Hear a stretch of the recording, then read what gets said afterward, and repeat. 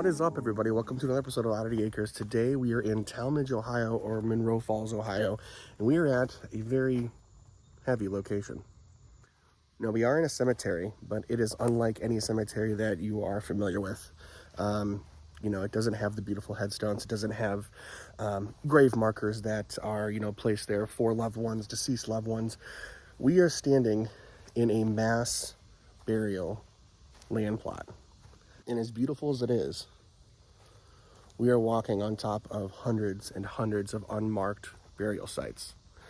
This is the new county home burial grounds. It feels very heavy here. It's beautiful, but it feels heavy, and it's strange. It's strange just being out here.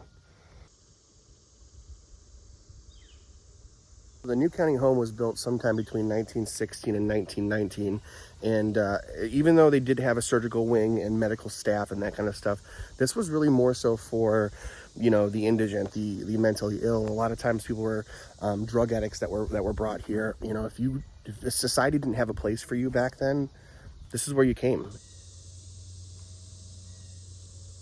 So the original county home was located in Akron on West Exchange Street, and that was opened in 1864. That remained in use until the new county home was built.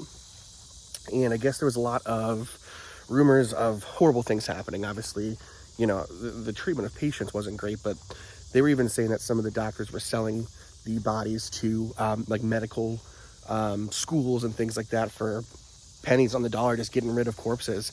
And that led to a lot of serious allegations. And this cat has been following me all around this plot. Hi, sweetie.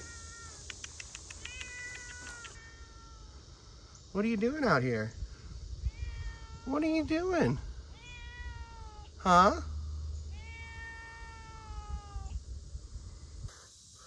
But just look at this place. And there's little flags and markers everywhere. I think that's probably people that are doing some sort of the archaeology department from the Akron University has been out here doing surveys and drone footage and things like that to try to get as much information as possible. Unfortunately, there's not a lot of records. Actually, there's little to no records of anybody that's buried here as far as names, where they were from, any of that stuff. Now, there are some markers that are here. The two prominent headstones with names on them were placed by, assumably, the family members of the deceased, and I think that they must have been able to find some record that was indicated that they were buried here, so they had the stones made themselves, from what I'm guessing, because the rest of the markers here mark that it is a cemetery, but it basically just says, this is rest in peace to the unknown remains.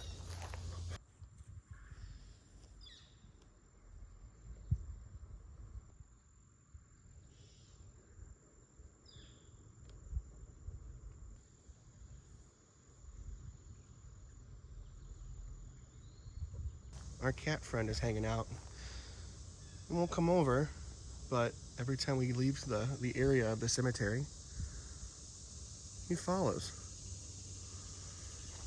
Just keeping a close watch on us. Just look at this place, though.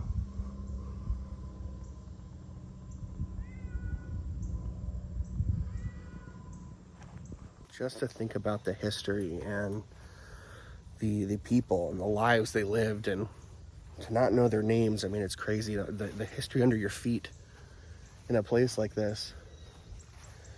It's sad, but it's also, I'm glad that they were able to determine that this was the cemetery, at least that there's some sort of marking here that represents that, and they weren't just lost to time. But check this out. The air is heavy here.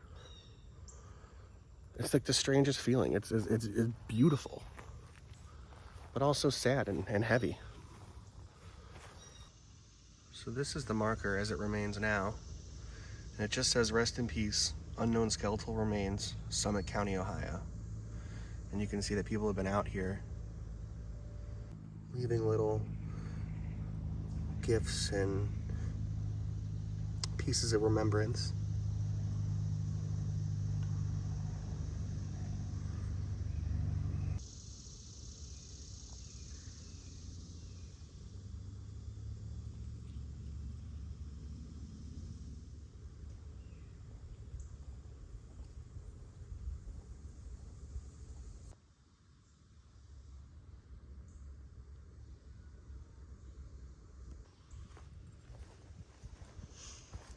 Just crazy to walk the property. It's another piece of history that was almost lost in time. Wow.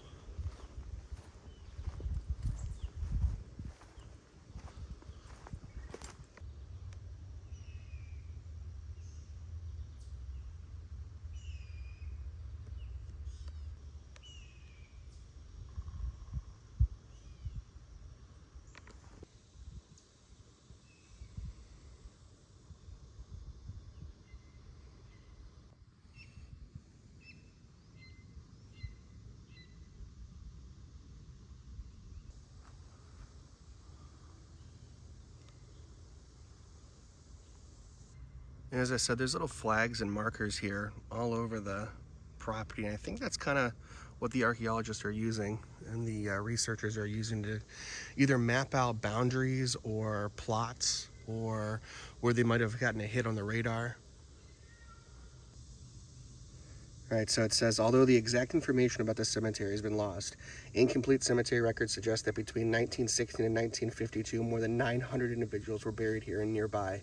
Some lived out their final days at the county home, others were too poor to be buried elsewhere, and some were unknown victims of accidents. Closed in 1970, the county home was demolished in 1980. Looks like this plaque was placed here in 2017. Absolutely beautiful hiking trail. As you can see, the land there in the middle is kind of swampy and difficult to develop on, so I can see why the cemetery was placed back here out of the way. But if you walk down that hiking trail at the Monroe Falls Metro Park area and you make a left, you will come right here to this unsuspecting piece of land that holds the souls of 900 people or more. We were just making an observation too. There's a lot of mounds and higher rised areas, and none of these graves were marked at all. I mean, when people were being buried here, they were just being tossed in here, really.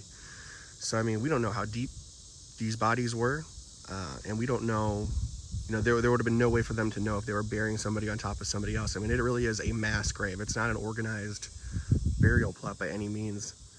And you could tell that obviously the ground had been disturbed numerous times.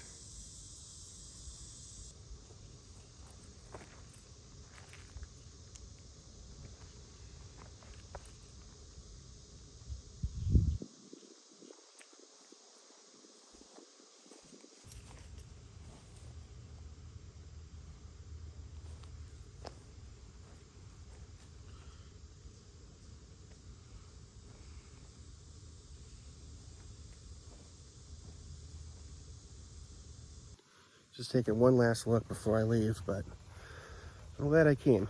This is just a remarkable place, and I'm glad you guys came with me. I'm glad I was able to share this with you guys and share this with the world. And well, people need to know about places like this. It needs visited, it needs taken care of, and it needs respected. So thank you guys so much for watching another episode of Oddity Acres. We will see you next time. Stay scared and happy Halloween.